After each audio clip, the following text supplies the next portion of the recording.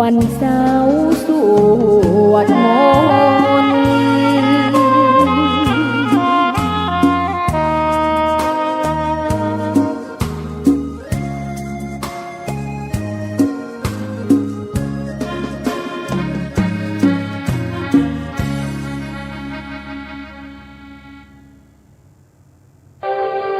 นมัสการเจ้าค่ะวิกฤตโควิด -19 จะมีหลักธรรมใดช่วยได้บ้างไหมเจ้าคะเจริญพรสมัยพุทธกาลเกิดเหตุโรคระบาดในเมืองไวสาลีพระพุทธเจ้าให้คณะสงฆ์สวดพระพุทธมนต์เพื่อความเป็นสิริมงคลของบ้านเมืองและให้ประชาชนมีสติเกิดปัญญารอดพ้นจากภัยพิบัติได้สถานการณ์นี้ทุกคนตระหนักแต่อย่าตื่นตระหนกคนไทยต้องมีสติเพื่อฝ่าวิกฤตโควิด -19 ไปด้วยกัน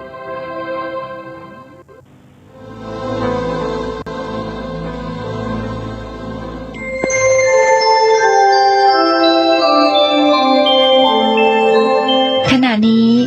ท่านกำลังฟังสถานีวิทยุกระจายเสียง FM 104.5 เมกะเฮิรตซ์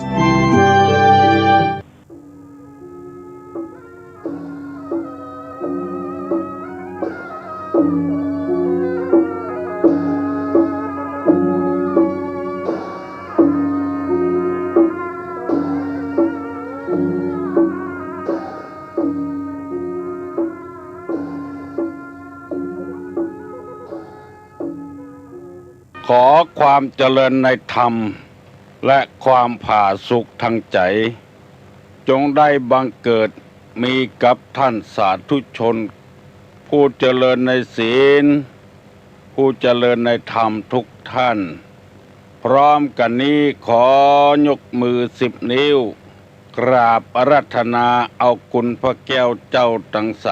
3บุญศีลบุญตาลคุณพ่อคุณแม่คุณครูบาอาจารย์ผู้ประสิทธิ์ประสาทวิชาความรู้สิ่งศักดิ์สิทธิ์ทั้งหลายอันรักษากู้บ้านล้านนาไทยของเฮามีพระธาตุเจ้าดอยสุเทพจังหวัดเชียงใหม่มีพระธาตุเจ้าหริพุนชัยจังหวัดลำพูนพระธาตุเจ้าลำปางหลวงพระเจ้าธาตุพระธาตุเจ้าจ้อแฮจังหวัดแพร่พระธาตุเจ้าดอยตุงจังหวัดเชียงรายพระธาตุเจ้าดอยกองมูจังหวัดแม่ฮ่องสอนและครูบาเจ้าศรีวิจัยนักบุญแห่งล้านนาไทยเป็นต้นขอยกมือ10 นิ้วกราบอาราธนาและเชิญชวนพระธาตุเจ้าแจ้แห้งจังหวัดน่านได้มาปกปักรักษาท่านสาธุชนผู้รับฟังรายการทุกท่านคือมีความสุขกายคือมีความสุขใจเหมือนกันจูดตนจุองค์ตลอดกาลนานก่อนที่จะได้ดำเนินรายการต่อไปนี้ขอเชิญชวนมวลท่านผู้ใจบุญทั้งหลายพากันไหว้พระเพื่อเกิดความเป็นสิริมงคลกับตัวกับครอบครัวกับธุรกิจการงานการเดินทางการค้าการขายขับรถขับราเพื่อได้ไปอย่างรอดปลอดภัยต่อไปปนมมือขึ้นว่าพร้อมกันอะระหังสัมมาสัมพุทโธภควาพุทธังภควันตังอภิวาเทมิกราบสวากขาโตภควตาธัมโมธัมมังนัมมัสสามิกราบสุปฏิปันโนภควโตสาวกสังโฆสังฆังนะมามิกราบหันตมยังพุทธัสสะภควโตบุพภาคณะมะกะลังกะโลมาเส นะโมตัสสะภะคะวะโตอะระหะโตสัมมาสัมพุทธัสสะนะโมตัสสะภะคะวะโตอะระหะโตสัมมาสัมพุทธัสสะนะโมตัสสะภะคะวะโตอะระหะโตสัมมาสัมพุทธัสสะพุทธังสรณังกัจฉามิธัมมังสรณังกัจฉามิสังฆังสรณังกัจฉามิตุติยัมปิพุทธังสรณังกัจฉามิ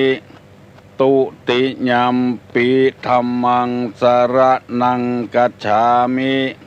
ตุติยัมปิสังฆังสรณังกัจฉามิตติยัมปิพุทธังสรณังกัจฉามิต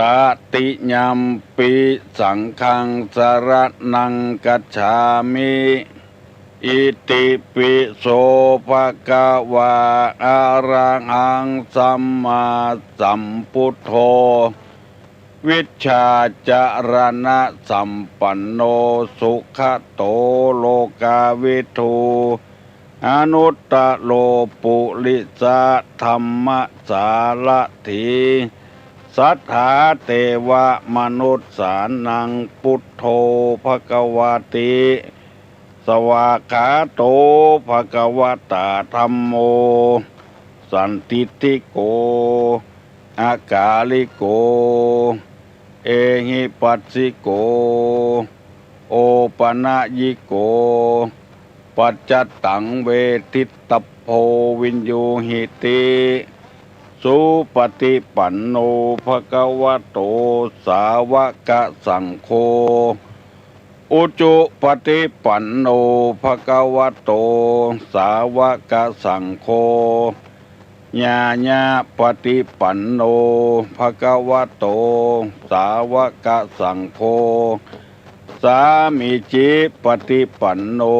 ภะคะวะโตสาวกสังโฆญาติตังจัตตาลิปุริสายุคานิอัฏฐาปุริสาปุคลาเอสะภะคะวะโตสาวกสังโฆอาหุไนโยปาหุไนโยทักขิไนโยอัญจริกาลนิโยอนุตตรังปุญญเขตังโลกัสสาติ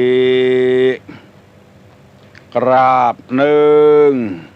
กราบสองกราบสามกาเลนะธัมมัสสวนังเอตัมมังคะละมุตตะมังมาแล้วเน้อก็ออกแม่ออกปู่ป้านาอาศรัทธานักศิลป์นักบุญทั้งหลายมาแล้วเสียงก้องเสียงกองเสียงมองต่ำเข้าเสียงตุเจ้าเทศนาธรรมตามการตามเวลามาแล้วมาถึงบ้านมาถึงบนเฮือนมาถึงในเฮือนมาถึงในมุ้งในสุดมาถึงเตาไฟมาถึงห้องน้ำมาถึงในรถที่กำลังเปิดวิทยุรับฟังอยู่มาถึงกาดถึงลีมาถึงในไร่ในสวนมาถึงกุฏิที่ท่านทั้งหลายปากันเปิดวิทยุอยู่การฟังธรรมตามกาลเวลาเป็นมังคละชีวิต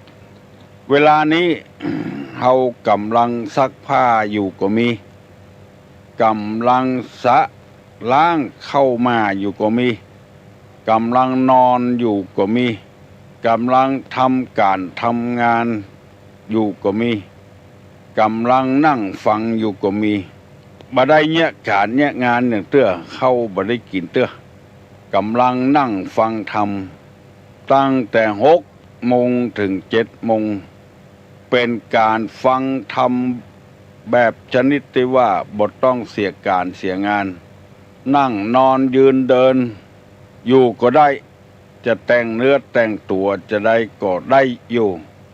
บ่จำเป็นต้องไปเอาขันไปตัวยกมือไหว้ตัวบ่จำเป็นฟังกับบ้านกับหอกับเฮือนเป็นมงคลกับตัวเฮาแล้วฟังไปใจเน้อพี่เหยน้องเหยหลายคนโทรมาบอกว่าฟังตุลุงถึงวันเมื่อคืน8 โมงถึง9 โมงก็ฟังเมื่อเจ้า6 โมงถึง7 โมงก็ฟังเนี่ยหยังตุลุงจะย้ำอยู่บ่อยๆฟังเพื่อเอาพระธรรมคำสั่งสอนไปสอนจิตสอนใจตัวเองเพราะว่าธรรมะนี่เป็นได้หลายอย่างเป็นเครื่องประดับประดาเป็นอาหารเป็นยารักษาโรคเป็นเปื้อนเป็นฝุ่งของเฮายามเวลาตกทุกข์ได้ยากเป็นได้หลายกูเกือบกูอย่างในโลกนี้ตุลุงจะยกตัวอย่างว่าเป็นเปื้อนของเฮาทำคำสั่งสอนนี่คนอื่นมาปลอบอกปลอบใจเฮาบ่ได้ดีที่เอาธรรมมาสั่งเอามาเป็นเปื้อนเป็นฝูงปลอบจิตปลอบใจเฮาเวลาเฮาต้องการอาทิเช่นเฮาทุกอกทุกใจบางคนบ่ได้เอาธรรมะมาเป็นเปื้อนปลอบจิตปลอบใจอาจจะทำอัตตวินิบาตกรรมคือฆ่าตัวเก่ากินยาตายกาแขวนคอตายกาวิทลงน้ำกาเผาตัวเก่าตึงห่อตึงเฮือนกาสปะสปืนเพราะบ่ได้เอาธรรมะมาเป็นเปื้อนกาขายล้มละลายกาหมู่นี้เป็นต้นตุลุงจะยกตัวอย่างคนที่บ่เอาธรรมมาเป็นเปื้อนมีเฒ่าแก่คนหนึ่งมาอยู่เมืองไทยตอนนั้นเป็นลูกจ้างเปิ้นมาตุยเหือข้ามน้ำข้ามทะเลมาพอมาถึงเมืองไทยแล้วพอใจเมืองไทยหันว่าการการหาการค้าการขายของเปิ้นน่ะสะดวกสบายก็เลยมาปักตั้งสังกินอยู่ที่เมืองไทยอยู่ต่อมาก็ได้แต่งงานมีเมียเก้าหัวทีก็บัดใจเนี่ยอย่างหาบน้ำแข็งเอาไปขายตามร้านต่างๆกิจการเจริญขึ้นรุ่งเรืองขึ้นมีเงินมีทองขึ้นได้อยู่ดีกินดีขึ้นจนปดตั้งโรงงานน้ำแข็งตัวเก่าคนจีนนี่อยู่ที่ไหนนี่ร่ำรวยที่หั่นเพราะมีความอุตสาหะวิริยะจนมีเลือกส่วนให้นามีผลไม้อย่างต่างๆอยู่มาแถมปีหนึ่งปรากฏว่าฝนบ่ตกตามฤดูกาลหน่วยไม้หน่วยตอกบ่ค่อยออกตามฤดูก็ขาดทุนตั้งแต่มาอยู่เมืองไทยนี่บ่ปุดตื่นสกำเตื้อมาปุดตื่นปีนี้เดือดไปที่ไหนก็เดือดชิกหายแล้วว่าขาดทุนแย่เลยชิกหายแล้วพอจะฆ่าตัวตายแล้วเปิ้นก็แนะนำเฒ่าแก่คนนี้เป็นเฒ่าแก่แล้วเป็นเจ้าลูกจ้างละไปหาตุเจ้าว่าชิกหายแล้วชิกหายแล้วคือสิบหายละมันเหลืออย่างละมันว่าไปหาตุเจ้าก็ถามว่าเฒ่าแก่เป็นอย่างไรโอ้ชิกหายแล้วหมกแล้วเป็นนี่ขาดทุนแย่เลยตุเจ้าเปิ้นก็เอาธรรมะมาเป็นเปื้อนเฒ่าแก่บ่ได้ชิบหายโลบ่ได้ขาดทุนโลกำไรมันลดลงไปกังไรยังไงลดลงไปว่าลงทุนเป็นไม่รู้จักกี่ล่าง เดี๋ยวนี้ไม่มีอะไรหมกเนื้อหมกตัวแล้วทุเจ้าก็ว่าเอาเท่าแก่เหยเท่าแก่ลูกเมืองจีนมาอยู่เมืองไทยเมื่อโหทีน่ะมาอย่างใดก็เล่าให้ทุเจ้าฟังมารับจ้างเขามารับจ้างกับอาเซียอาเฮียเขาแล้วมาเห็นเมืองไทยนี่มันอุดมสมบูรณ์ว่าก็เลยมาอยู่ที่นี่จะถามเท่าแก่แถมว่าเท่าแก่บ่ได้เอาอย่างมาตัวแล้วมีให้กี่ให้มีสวนกี่สวนมีอันอย่างพ้องเล่าให้ทุเจ้าฟังเท่าแก่ปีนี้กำไรมันลดไปลงโรคยังไงก็เล่าให้ฟังว่ามันบ่ได้ชิบหายหรอสวนของเท่าแก่ก็ยังมีอยู่ต้นไม้ก็ยังมีอยู่มีกุยางอยู่ยังมีเมียอยู่ที่บ้านก็ยังมีอยู่มีลูกด้วยแถมอำนาจมันเป็นกำไรของเท่าแก่ร้อนๆปีนี้มันกำไรมันลดลงไปแต่กำไรยังอื่นยังมีอยู่มีมีสวนมีให้มีนามีเมียมีลูกแล้วยังมีที่อยู่ที่อาศัยมีหอมีเฮือนอยู่เท่าแก่ว่าขาดทุนยังไงมันบ่ได้ขาดทุนบ่ได้ชิบหายโลกยังมีหอมีเฮือนอยู่ไม่เคยไล่ยิงเลยคำพูดแบบเนี้ยก็อันนั้นน่ะกะบ่ได้เอาธรรมะมาเป็นเปื้อนยังก็ขาดทุนจนเป็นโรคประสาทจะฆ่าตัวตายอันนี้เป็นต้นที่ตุลุงยกมาเป็นตัวอย่างป้องออกไม่ออกเฮายังมีทรัพย์สมบัติอยู่ที่จะหิกินหากินอยู่บ่ใช่ขาดทุนไปประตกประเสี่ยงเพราะว่าบ่ได้เอาธรรมะมาเป็นเปื้อนเป็นฝูงแน่ก็อย่างเดียวแน่ก็จะได้อย่างเดียวตอนเสียนี่เดือดร้อนหาว่าขาดทุนหมู่นี้เป็นต้นธรรมะจึงเป็นเปื้อนที่ดีสำหรับคนที่ฟังธรรมะหมู่นี้เป็นต้นตุลุงจึงนำมาเสนอให้พี่น้องพ้องหิ่งทั้งหลายเอาฟังกูเจ้าเถอะประโยชน์มันจึงได้ธรรมะเป็นกูอย่างของเฮาเป็นครูบาอาจารย์ของเฮาตัวธรรมะนี่เฮาจะละบ่ได้เฮาจะขว้างบ่ได้บ่ว่าคนนั้นจะเป็นไผก็ตามเป็นพ่อเฮือนเป็นแม่เฮือนเป็นพ่อคนเป็นแม่คนเป็นลูกของคนเป็นลูกจ้างของคนเป็นนายจ้างของคนจะต้องเอาธรรมะมาเป็นเปื้อนเป็นฝูงเอาธรรมะมาเป็นครูบาอาจารย์ถ้าคนเอาถ้าขาดศีลขาดธรรมอย่าแล้วบอกว่าเป็นภัยก็ตามความยุ่งเหยิงย่อมเกิดขึ้นในบ้านนั้นจองนั้นหอนั้นเฮือนนั้นและคนนั้นเป็นเครื่องประดับคนใดมีศีลมีธรรมนี่มันงามตั้งแต่ต้นจนอวสานจะเสาะอันยังก็เสาะคนที่มีศีลมีธรรมมันงามถึงเบื้องต้นอธิกัลยาณังมัชเชกัลยาณังปริโยสานะกัลยาณังงามถึงเบื้องต้นงามในท่ามกลางงามในที่สุดเพราะมีธรรมะเป็นเครื่องประดับมีคนเกรงกลัวมีคนเก่งขามเครื่องประดับประดาตั้งนอกยังมีอันตรายมีสายสร้อยสายคอมีเพชรพลอยมีเงินมีทองกับบ้านกับจองเขายังมาโลภมาเอาได้อยู่มาลักมาจกบางทีก็เสียชีวิตไปเพราะเข้าของทรัพย์สมบัติไปนอกคนมีศีลมีธรรมนี่เป็นเครื่องประดับเป็นอาหารทางจิตทางใจบ่จนบ่ผอมสักเตื้อคำว่าผอมนี่คืออับจนตั้งจิตตั้งใจมีนักขอเงือพี่เงือน้องมีจิตใจลู่มาตั้งศีลตั้งธรรมตั้งนักเถอะแล้วเราจะหูบ้านใดจองใดถ้าบ่มีศีลมีธรรมนี่บ่มีเครื่องประดับมีแต่คนจะดูแควนหัว ผิดกันเถียงกันกินเหล้าเมายาอบายมุขกู่ข้ออยู่ในจิตในใจหมดยามกว่างเล่นกว่างยามไก่เล่นไก่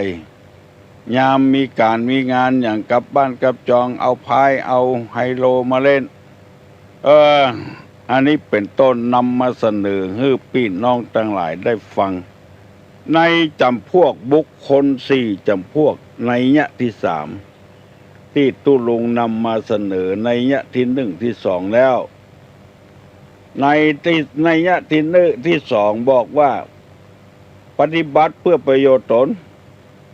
แต่บ่ปฏิบัติเพื่อคนอื่นปฏิบัติเพื่อประโยชน์คนอื่นแต่บ่ปฏิบัติเพื่อตัวเองบ่ปฏิบัติเพื่อประโยชน์ตนและประโยชน์คนอื่นทั้งนั้นเกิดมาเสียชาติและข้อที่4ว่าผู้ปฏิบัติทั้งประโยชน์ตนและประโยชน์คนอื่นด้วยอันนี้เป็นบุคคลที่นำมาเสนอพี่น้องทั้งหลายวันนี้จะนำเอาบุคคลแถม4จำพวกมาเสนอท่านทั้งหลายให้ฟังคือคนเฮาเนี้ยเอาธรรมะมาเป็นเปื้อนก็มีบ่เอาเป็นเปื้อนก็มีหมู่เนี้ยแล้วบุคคล4จำพวกในยะที่3วันนี้มีข้อความว่า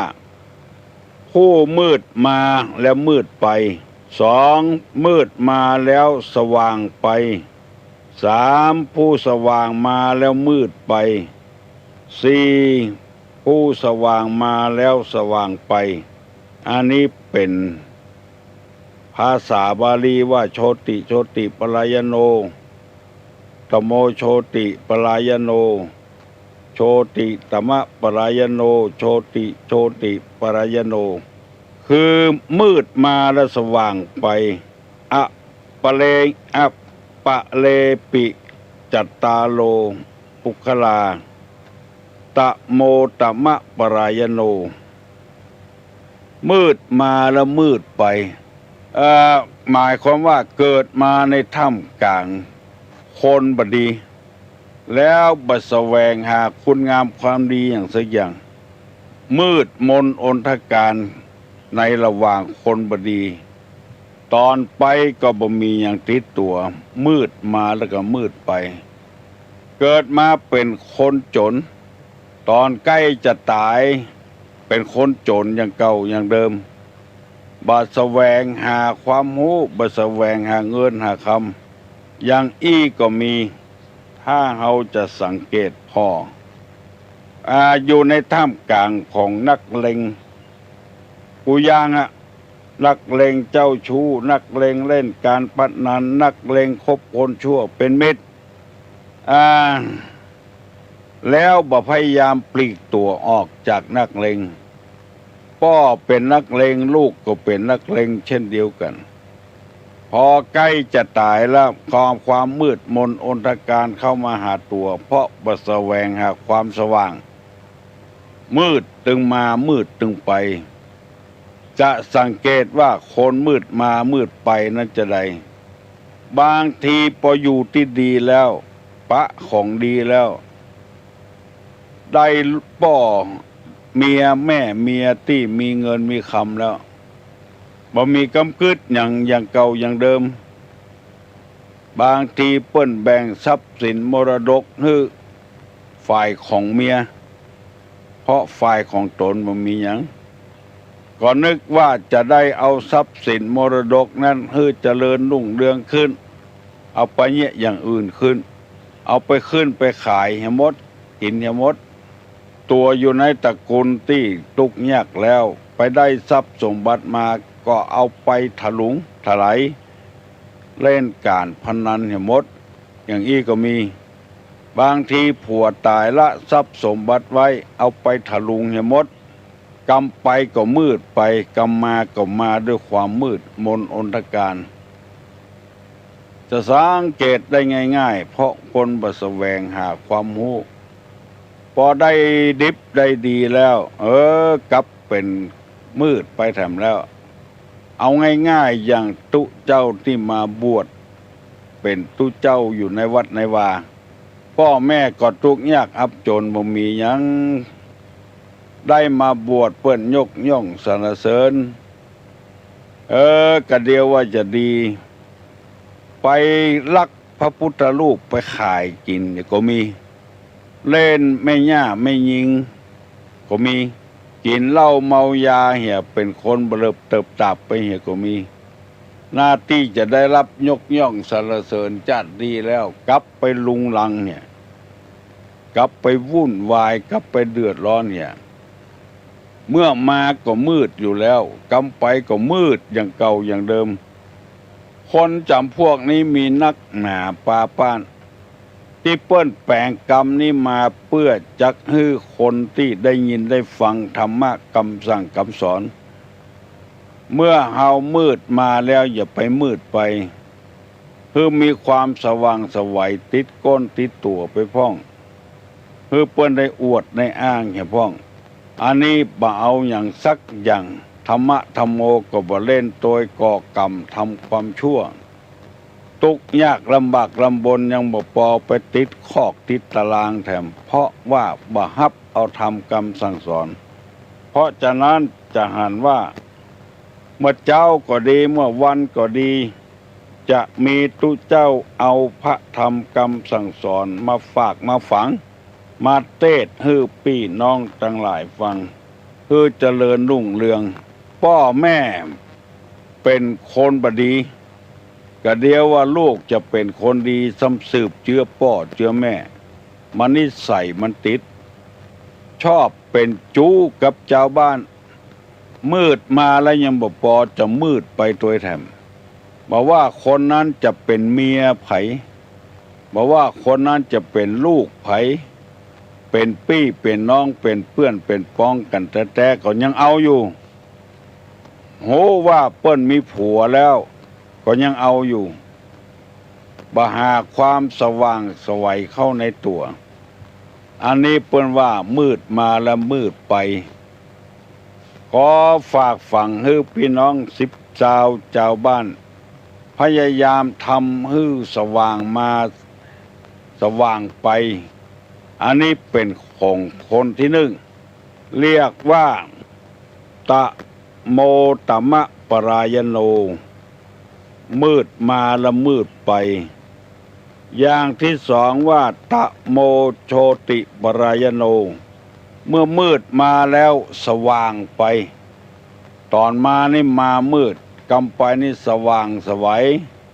เปิ้นอวดเปิ้นอ้างคือตัดสินใจบ่ก่อกรรมบ่ทำความชั่วทำแต่คุณงามความดีบ่มีเงินบ่มีทองไปยืมเงินทองเปิ้นมาแล้วเอามาเป็นกองทุนเอามาลงทุนทำอย่างอื่นเพื่อจะเอาตื่นมันไว้เอากำไรมากินเมินเข้ามันเข้าก็เจริญรุ่งเรืองขึ้นอันนี้มืดมาแล้วสว่างไปเป็นหนี้เป็นสินก็ฮื้อเปิ้นเนี่ยอันนี้บ่เนี่ยอย่างอันบ่มีแล้วยังบ่พอไปกู้ไปยืมเปิ้นแล้วเอามาบ่เอามาทำประโยชน์เอามาซื้อรถเครื่องเหียเอามาซื้อโทรศัพท์มือถือเหียกูย่างนี่มันบ่เจริญมันจะมืดลงไปแถมเปิ้นมาถามหานี่หาศีลก็โคตรหรือเปิ้น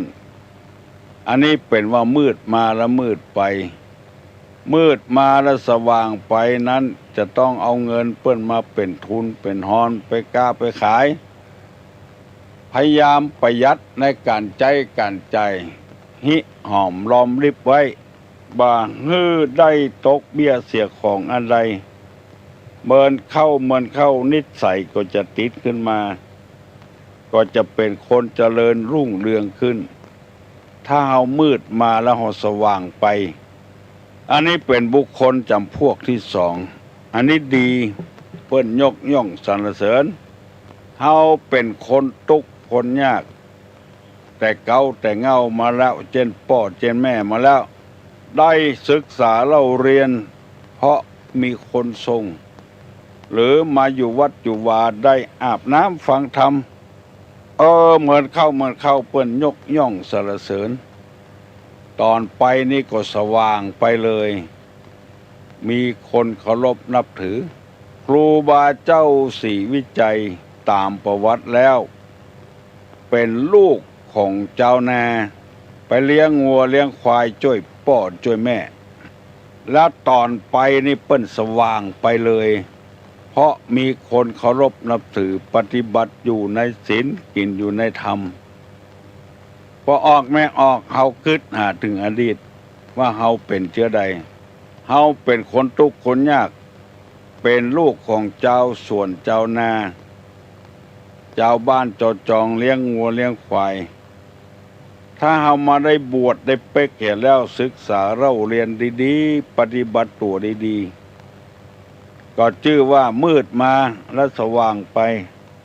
เกาวาสาวาสังเปิ้นจวนไปวัดไปวาอาบน้ำฟังธรรมถ้าเฮามีการก็ไปแถมยังอันนี้บ่มีการมีงานยังอยู่กับวัดกับวาบ่ฮู้เรื่องฮู้ราวไปอยู่กับบ้านกับจองบ่ไปวัดไปวาบ่ฮู้เรื่องฮู้ราวอย่างสิอย่างมันจะมืดมาแล้วก็มืดไปพยายามให้สว่างไปให้แจ้งไปมาเมื่อคืนให้ไปเมื่อวันอันนี้ฮ้องกันว่าผู้มืดมาแล้วสว่างไปแล้วแถมข้อหนึ่งข้อที่สามว่าผู้สว่างมาละมืดไปโชติปรายโนโชติตมะปรายโนกรรมมานี่สว่างแต่กรรมไปนี่มืดมนอนทการเพราะไปคบหาสมาคมกับคนบดีกับพลอยบดีไปตัวพ่อแม่ดีมันมันหาเข้าวัดเขาว่าลูกบ่เอาอย่างสักอย่างที่เปิ้นว่าบ่เอาทานนี่ใส่ไฟฉายทานนี้เอาดังไฟบ่แจ้งสกรรมสว่างมาแต่ก็มืดไปแฮะที่เขาว่าบ่เอาทานลูกมันบ่เอาทานไฟฉายก็บ่เอาทานดังไฟนึ่งข้าวหุงแกงโชดช่วงชวานก็บ่เอาอย่างสักอย่างแบบว่าทานน้อยทานใหญ่อันนี้เป็นที่น่าอินดูสงสารสว่างมาละมืดไปเหรอตกที่ดีๆแต่เป็นตุเป็นเจ้าก็ดีๆสว่างมาสดใสกำไปมืดไปเหรอหลักพระเจ้าเล่นไม่ยิงเล่นพายกินเหล้าคนบ่เคารพนับถือไปเห็นแล้วมืดมนอนทการไปเห็นแล้ว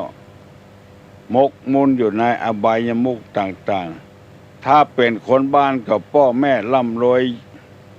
มีชื่อมีเสียงลูกไปทำลายตระกูลของพ่อของแม่ไปอันนี้จัดอยู่จำพวกที่สามฮ้องกันว่ามืดมาแล้วผู้ที่สว่างมาแล้วก็มืดไปเหี้ย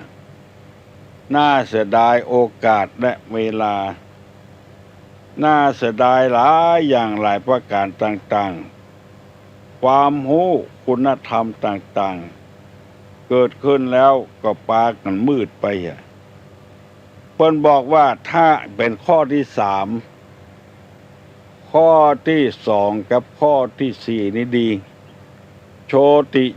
ติปรายโนผู้สว่างมาแล้วสว่างไป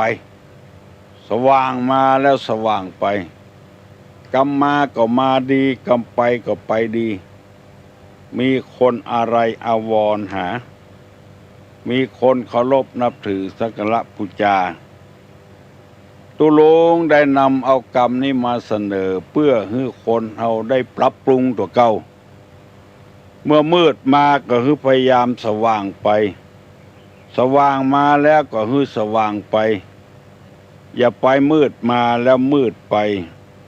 สว่างมาแล้วมืดไปอันนี้พอดีมีเงินมีทองก็พยายามเก็บหอมรอมริบเอาไว้จะไปใจจ่ายสุรุ่ยสุร่ายเอาไปเล่นเอาไปขว้างไปตุมโดนเขาจุหัวซุยหัวจ้างหายจ้างตัวอย่างนี้พ่องพ เขาก็เล่นมาเมื่อใดเมื่อเบาแล้วมันถึงบ่รวยแล้วขายของพ่อของแม่มากินมาเอามาเล่นแล้วมันก็บ่รวยแล้วควรจะย่างได้แล้วเขาก็บ่เอาพ่อแม่ทิ้งมรดกไว้สว่างไสวแต่เอาไปขายเล่นก็เรียกว่าสว่างมาแต่มืดไปเหรออันนี้ตุลุงบ่ได้นำมาว่าให้ไผเน้อเป็นธรรมะเป็นส่วนกลางสุดแล้วแต่ไผจะฟังเข้าใจก็ตามบ่เข้าใจก็ตามเพราะว่าคนเฮานี้ต้องการคุณงามความดีทั้งนั้นขอจะไปคิดใจว่าตุลุงนำเอากรรมอย่างมื้อนี้มาช้ำมาเติมกันเพราะว่าน้ำธรรมคำสอนนี้เป็นคำสอนในทางพระพุทธศาสนาเฮาในฐานะที่อยู่กินอยู่ในองค์มือของพระพุทธศาสนาก็จำเป็นที่จะต้องเอาคำสอนในพระศาสนามาใจมาง่ายของที่มันคว่ำอยู่เพื่อพี่น้องทั้งหลายได้หูได้หันอันไผจะปฏิบัติได้บ่ปฏิบัติได้เป็นเรื่องของไผของมันเรื่องจิตเรื่องใจพอออกไม่ออกไผยังบ่ลุกเห็นฝ่ายแล้วลกหนูพอออกห่างแล้วเฮายังบ่ออกห่างกำเตื้อ6 โมงพอจะ40 นาทีแล้วแต่ธรรมะธรรมโมนี่เฮาก็ว่าควรจะเปิดโอกาสไฟเขียวขึ้นได้แล้วคือเฮาถามกันแบบชนิดที่ว่ามีประโยชน์คนฟังก็ได้ประโยชน์คนถามก็ได้ประโยชน์พอออกไม่ออกญาติโยมคนใดมีปัญหากับอกกับใจใครท่องใครถามตุลุงไฟเขียวเฮาแล้วเอาได้อู้กันในธรรมะธรรมโมห้ามอู้เรื่องการบ้านการเมืองอะโหลนมัสการฟังกูเจ้าได้กะจะญาติน้ำหือไผ่ก็ได้เตะญาติน้ำไปหาพ่อหาแม่ได้กะได้เนอะได้ญาติน้ำก็ได้เนอะว่ามีปัญหาญาติน้ำก็ได้เทวบุตรเทวดากาแม่พระธรณีเจ้าตี้กา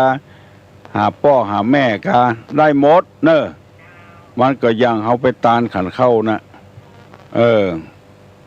ตราบว่าถ้าญาติสองหน้าตุเจ้าไปแล้วเขาญาติโดยโกนก็ได้เราจะให้เปิ้นยืนท่านั่นมันจะจ้าเปิ้นเนาะบางตนเปิ้นกับปันบางตนเปิ้นกับบ่ปันมันอยู่ที่เฮาตั้งอกตั้งใจเนอะเจริญพร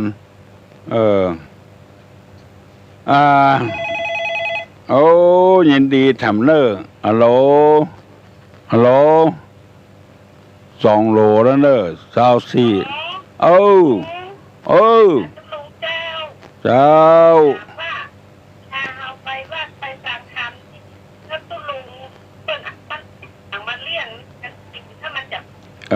อู้จัดจ้าหน่อยเนอะอู้จัดจ้าหน่อย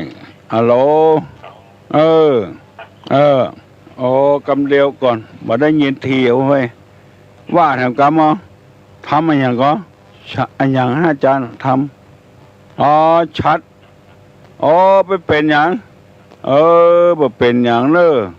บ่เป็นอย่างบ่เป็นคืดบ่เป็นจ้าอย่างสักอย่างชัดยอดธาตุยอดหลังคาวิหารนี่แหละได้กะได้กะ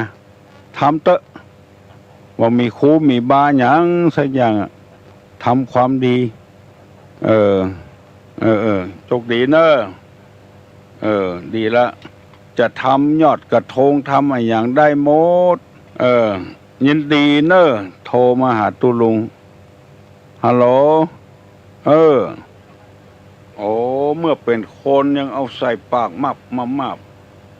ตายไปแล้วซ้ำได้กินกะกินโอ้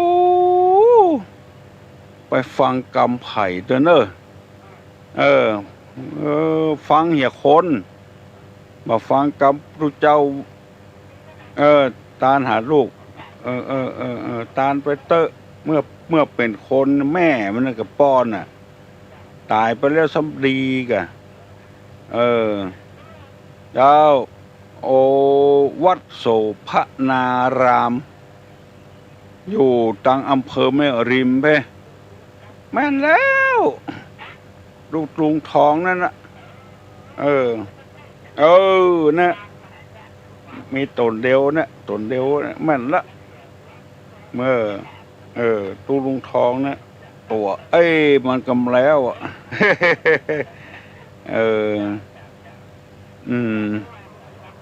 วัดเนี่ยเหรอมึงเป้าอ่ะบ้านห้องห้วยแทงมึงเป้าเด่นแม่แพงอันนี้เป็นห้วยแทงห้วยแทงห้วยละห้วยแทงห้วยละบุญนะโอ้ไปกะห้วยแทงเปิดปะนั้นตอนนั้นทองภาคหนึ่งมาเร็วนี่ทองภาคสองเจ้าเจริญพรเอาม่วนอกม่วนใจเนิดได้อู้กันได้ฮับกำบอกของเจ้าคุณดอยสุเทพเมื่อตะวานี่บ่ได้แต่ก่อนนี้เปิ้นบ่ได้อู้กับกันเดี๋ยวได้อู้กับกันดีละฮัลโหล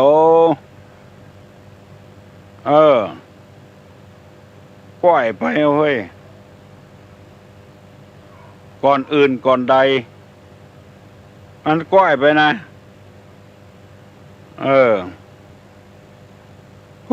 มาได้ยินทีเฮ้ยอู้ตึงเตื้ออู้ดังก่อนอื่นก่อนใดเนี่ยอย่างไรขอขอบคุณตุลุงขอบคุณนักที่ครอบครัวอยู่เย็นเป็นสุขเนาะเข้าใจละ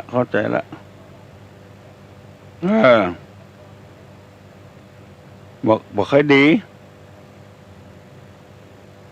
เจ้าชู้คนดีละมาเจ้าชู้ละเพราะได้ฟัง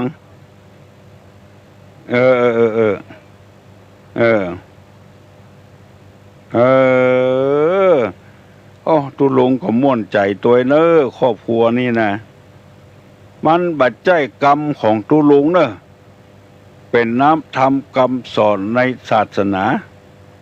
ตุลุงไปอ่านปะเขาใส่ก็เลยเอามาบรรยายเนี่ยเนาะ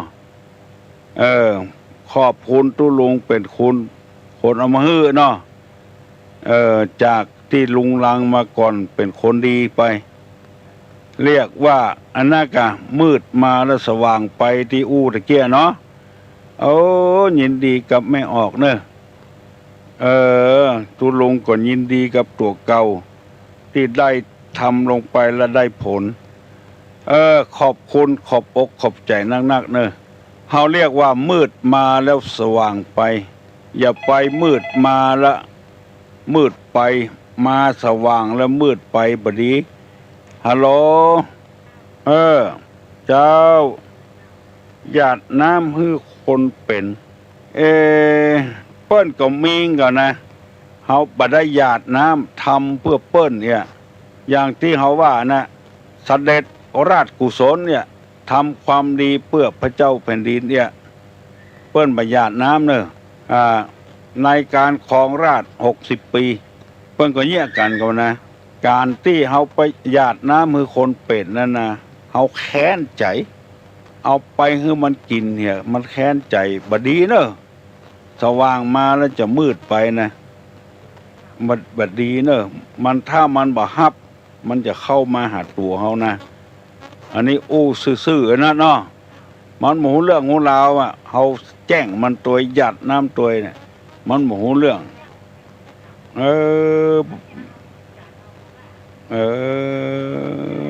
บัดท่าเนี้ยเนอะ เนี่ยด้วยความแค้นนี่มันเป็นป่าประธรรมเนอะมาท่านเนี่ยขนาดนั้นลำเหลือก็อาโหสิมันไปเหียคือมันแล้วกันไปเหียหมดกับหมดเวรกันเหียมันจังมาเข้าหาตัวนะมีหลายคนแล้วเอาดุนหลัวสุดพ่องพริกพ่องเกลือพ่องเนี่ยเพิ่นบ่ฮู้เรื่องไปมาแจ้งตัวเก่ามาด่าตัวเก่าไหลเข้ามาเฮาโลเออน่ากะบ่ม่วนคือหมดกรรมหมดเวรไปเหียคือมันแล้วไปเหียแผ่เมตตาขอจะไปมีเวรมีกรรมอย่างกันอธิษฐานเอาเนาะบัดขนาดหยาดน้ำถ้ามันถึงขนาดนั้นแล้วมันยังปิกมาหาตัวเก่าอย่างเฮายกขันโตกเป็นเลี้ยงเพิ่นบ่กินมาแล้วเอาก็เสียดายของ มาค่ำก็มากินแถมว่าถ้าเนี่ยขนาดนั้นมอกแผ่เมตตาให้เปิ้นไปต่อนนี้ไปจะไปมีเวรซึ่งกันและกันจะไปเบียดเบียนกันและกันเนี่ยจงเป็นสุขเถิดเปิ้นถึงว่าโลแล้วบัดถ้าหยาดน้ำนี่ศักดิ์สิทธิ์หน่อยหายข้อข้องใจแล้วยังมันตึงหูตัวเองมันถ้ามันบ่มีก็เปิ้นเข้าเปิ้นหมดถ้ามันมีก็มาเข้าเฮาหมดเพราะฉะนั้นจะเลี่ยงความจริงอย่างที่ตุลุงอธิบายเมื่อคืนก่อนเมื่อมันเป็นความจริงก็ฮับเหียเอาใจอย่างมันก็ใจมันเหียท่านแน่นอนตัวเก่ามันมีตัวเราสบานตัวเข้ามันหมดเฮาก็สบายใจแล้วเจ้าเอาอนุโมทนาได้จ่านี่ตุลุงอายุยืนขึ้นแถมจัดนักมันอกมันใจฮัลโหลก้อยว่าผัวเมียอยู่ด้วยกันแล้วบ่มีความสุขแล้วว่าจะได้ก็ ชาติใดเช่นใดขออย่าไปปะไปปบกันแถมซ้ำไม่นออันนี้ก็ใจไผ่ใจมันตุลุงบ่สามารถที่จะไปบอกได้มันจะเป็นการพลากจากกันไปเห็นเนาะสุดแล้วแต่ของไผ่ของมันมันอยู่บ่ม่วนนู่นเนาะมันเอามาค้ำมาเคกันลำไปผาธนาคนเดียวตุลุงมันแนะนำ มืดมาก็มืดไปเนาะนักแกของอย่างอี้ไผ่บุหูกับไผ่ว่าแนะนำสักอย่างผาธนาคนเดียวเจริญพรสบายอกสบายใจได้ได้กันเวลาเหลือน้อยนักแหเพิ่นบอกว่าถ้าสัก5 นาทีนี่ก็คือย้างได้แล้วเพื่อว่ารายการจะออกมาแถมฮัลโหลไล่กะไล่ผู้จ้าเอาถูกก็ถูกโดยคะแนนจะเป็นลักของเปิ้นจะไปเอาบดาให้เนาะผู้จ้าของเปิ้นแม่นบางอย่างทุเจ้ามันใจบ่ได้อย่างเป็นเตียวเป็นเสื้อนี่ก็เป็นแว่นเป็นหวีนี่ก็เอาผู้จามาแล้วซื้อมาแล้วแล้วก็เอาไปตัดต่อได้บุญอยู่คะแนนว่าเวลาเขาตาเราตั้งอกตั้งใจดีๆเถอะอย่าไปลวนเลนะทั้งใจแต่ต่อสำคัญเพื่อนท่านเนี้ยพ่องมันเนี้ยพ่องเอาใจตัวเองว่านั่นก่อนนักแกอยู่ก็เป็นอย่างไปปูจามาเรามาตานทำไมได้บุญก็คือความดีเราไปเจอความชั่วหรือเนาะ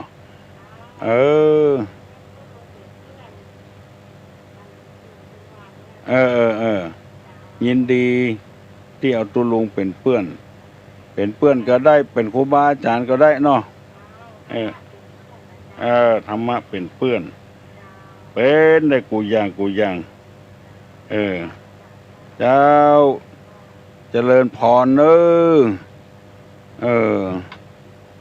ไผอย่าไปว่าให้ตุลุงเนอะครับผมเจ้าข้านะขออินดูเถอะเฮาอู้กันให้มันลงส่งกันให้ปอทำลายเดียวเองกันเดียวหอดยางละฟังครับ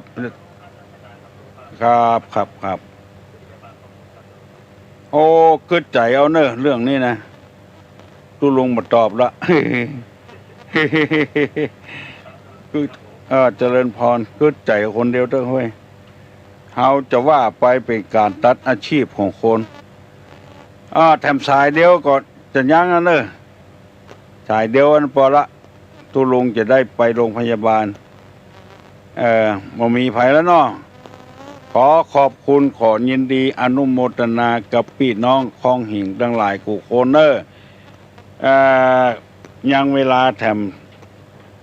น้อยเดียวเห็นแต่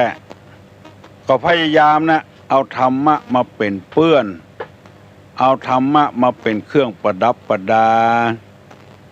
เอาธรรมะมาเป็นครูบาอาจารย์อย่าไปขาดศีลขาดธรรมคนก็ดีบ้านจองก็ดีหมู่บ้านก็ดีตำบลก็ดีขาดคุณธรรมมันบ่เข้ากันเว้ยมีทิฏฐิมานะแหงลำไปเปิ้นเนี่ยกันประตกประเสียงตัวเปิ้นเนี่ยมันบ่เข้ากันขอพยายามเอาธรรมะมาเป็นเพื่อนเป็นฝูงเถอะอะโหลอปางเติมยินดีโตยเปิ้นไปฮับครูอันนั้นเป็นเกี่ยวกับศาสนาพราหมณ์เนาะศาสนาพราหมณ์คำว่าเนี่ยจะได้ดีนี่หมายความว่าไดโอ้เนาะเฮายังบ่เป็นพระอรหันตาเตื้อเอาใจเพิ่นให้กรรมมาดีว่าฮะถือบ่ได้เนาะยังหนุ่มยังกำบ่หมดเลือดหมดยางเตื้อเนาะเฮาปฏิเสธเพิ่นให้กรรมมาได้ว่าก็ว่าเฮาบ่เอาเตื้อกายังหนุ่มยังกำอยู่อีกอ่ะโอ้เฮาเปิ้นดีๆเนาะลองไปเปิ้นก่อนเนาะปอจานก่อนกะเปิ้นเนี่ยขึ้นได้ก่อเนาะ108ก่อนเฮาขอบ่เอาเตื้ออีเนาะปงกะไผได้กะปอจานเนี่ยได้กะถ้าเฮาบ่ใครได้แล้วไปเนี่ยมาอยู่เฮามันบ่ม่วนเนาะบ่ฮู้แต่เห็นดีๆกะไปถามทางปูนเถอะถูกต้องละว่าก็ดีกะ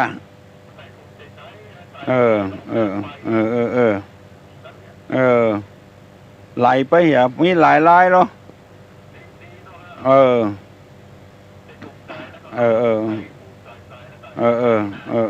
ถ้ามันบ่สบายใจเอาปล่อยเถอะเอาใจเงี้ยได้ก็ได้ตามใจเอาไปตานว่าเถอะกะเอาขว้างมันเสียดายมันโลได้กะบ่มีบ่หมดเท่าใดไปที่วัดอินทขินก็ได้นะเวียงนะวัดเจ็ดลินก็ได้วัดหัวฝ่ายหินก็ได้ไปขอพระเจ้าว่าขอเทพตุลุงทองเนี่ยเนอะขอครับอยู่ดีมีสุขอายุมั่นขวัญยืนเหมือนกันกูคนอายุวัฏโกธนะวัฏโกสิริวัฏโกยัสสะวัฏโกปะละวัฏโกวันนะวัฏโกสุขะวัฏโกโหตุสัพพตาทุกขโลกาพญาเวลาโสกาจันตุจุปัตตวาอเนกาอันตรญาปิวินาสันตุจเตจัสสาพุทธาปจายโนจตตารโอธรรมาวัฏันติอายุวันโนสุขังปลา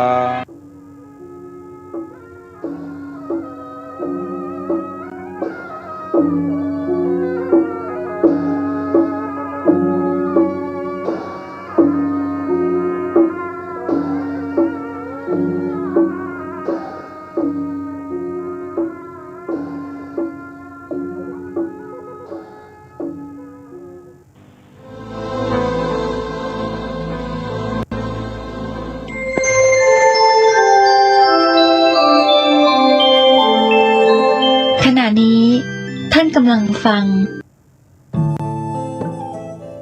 ท่านกำลังติดตามรับฟังสถานีวิทยุกระจายเสียงพระพุทธศาสนาแห่งชาติและสังคม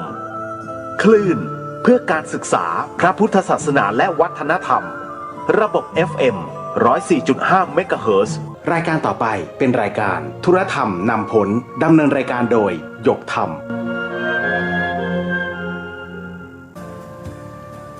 นะรัตนะขันตะธัมโม